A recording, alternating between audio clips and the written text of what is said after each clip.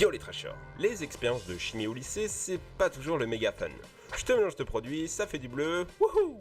Heureusement internet est le plus cool des profs et je vous propose de découvrir ensemble les 8 réactions chimiques les plus impressionnantes et folles jamais faites par la science. Yo les trashers, le serpent de Pharaon. On commence en beauté avec une expérience chimique si impressionnante que lorsque vous la voyez pour la première fois, vous pensez qu'il s'agit de magie. D'ailleurs le nom est carrément mystique, le serpent de Pharaon. Je vous laisse admirer l'horreur.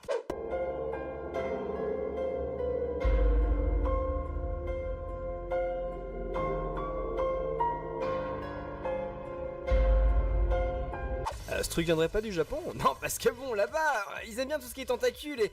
Non mais attends, laisse-moi finir ma blague, mais arrête.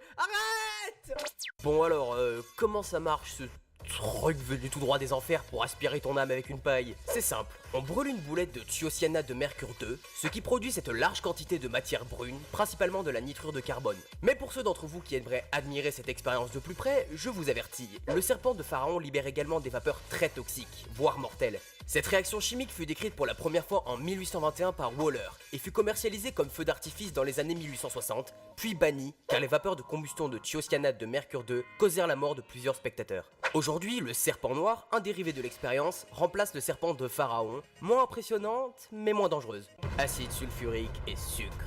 Je vous propose de continuer dans le thème des réactions chimiques qui ressemblent à des invocations démoniaques avec cette expérience simple. On mélange de l'acide sulfurique concentré avec du sucre et voilà le résultat, un sublime étron qui déborde de votre bécher. Pour résumer, l'acide sulfurique élimine l'eau du sucre dans une réaction exothermique puissante. Le sucre est un hydrate de carbone, ce qui veut dire que lorsque vous retirez l'eau de la molécule de sucre, il ne vous reste que du carbone élémentaire, d'où cette colonne noire et fumante. Et, outre l'odeur de soufre, ça pourrait peut-être avoir une petite odeur de caramel.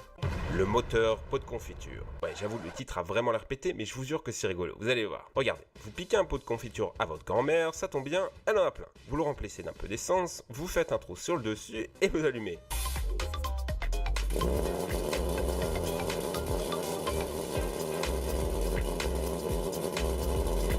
Et voilà, votre susdite grand-mère va débarquer dans le vestibule en pensant que vous y avez garé votre moto. En fait, ça fonctionne globalement de la même manière qu'un moteur, mais en moins contrôlé. Il s'agit en fait d'une succession de suppression-dépression. Le gaz combustible prend la place et chasse l'air à l'extérieur. Ensuite, quand il n'y a plus d'oxygène, la combustion diminue et le gaz refroidit. Cela engendre un appel d'air et c'est reparti. D'ailleurs, je vais repasser mon permis confiture pour la 3e fois cette année. On croise les doigts. Le dentifrice d'éléphant. Bon, il semblerait que ce soit la journée des titres nuls à chier, alors je vais vous montrer ce qu'on appelle le dentifrice d'éléphant. 2, 1, 4. There we go.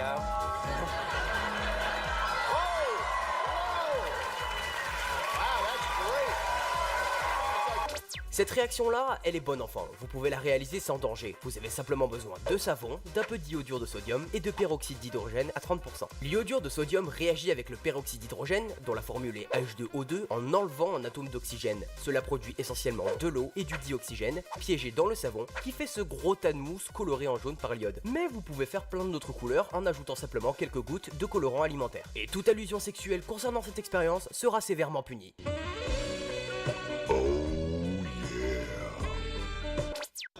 L'expérience du nounours en gélatine.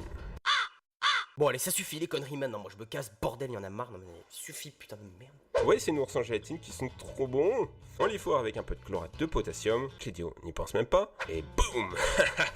Ça c'est votre enfance. Pour résumer, la décomposition thermique du chlorate de potassium produit du chlorure de potassium et un excès d'oxygène, qui est suffisant pour enflammer le succulent bonbon. On a donc une combustion très rapide qui nous prouve qu'on peut transformer un truc très doux et innocent en un truc badass.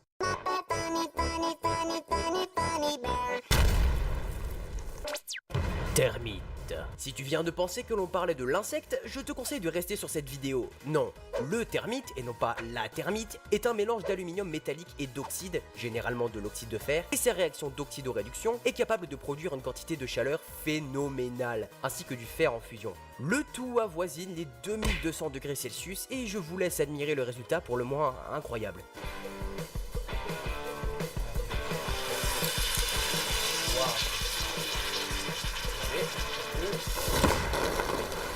Donc voilà, si vous avez froid en hiver, laissez tomber le feu de bois, beaucoup trop mainstream et diablement moins efficace. Sodium dans l'eau. Simple mais efficace. On balance un bloc de sodium, ce métal mou, dans de l'eau, en l'occurrence un lac, et on a des explosions. Oh!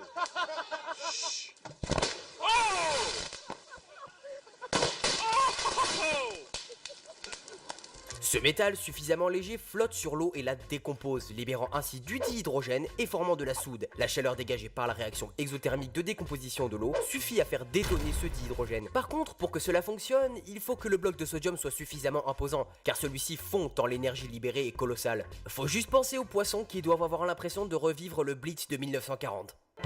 Les mains de feu. Bon, on retombe un peu dans le sérieux là. Cette expérience est à ne surtout pas reproduire à la maison car elle est aussi dangereuse que facile à faire. Si on vous dit de ne pas jouer avec le feu, il y a une excellente raison. Ne reproduisez pas cette expérience. Cette expérience permet de devenir une torche humaine et c'est vraiment impressionnant. De l'eau, du savon, on fait des bulles avec du gaz à briquet, on allume et ça donne ce truc complètement irréaliste où ce mec semble carrément avoir des super pouvoirs. En fait, l'eau présente va absorber une partie de la chaleur et protéger le corps, ce qui lui permet de tenir sa flamme sans douleur. C'est rigolo, mais c'est surtout pas le moment pour que t'en dégrattes. Voilà les amis, c'était passionnant, c'est juste incroyable jusqu'où va la science. N'hésitez pas à me dire dans les commentaires quelle est la réaction la plus impressionnante selon vous, à apporter des précisions si c'est nécessaire. Il y aura plein d'autres vidéos de science. Comme d'hab, les pouces bleus de l'amour, partagez la vidéo partout où c'est possible, abonnez-vous à nos chaînes. On vous fait plein de bisous. Ciao les amis.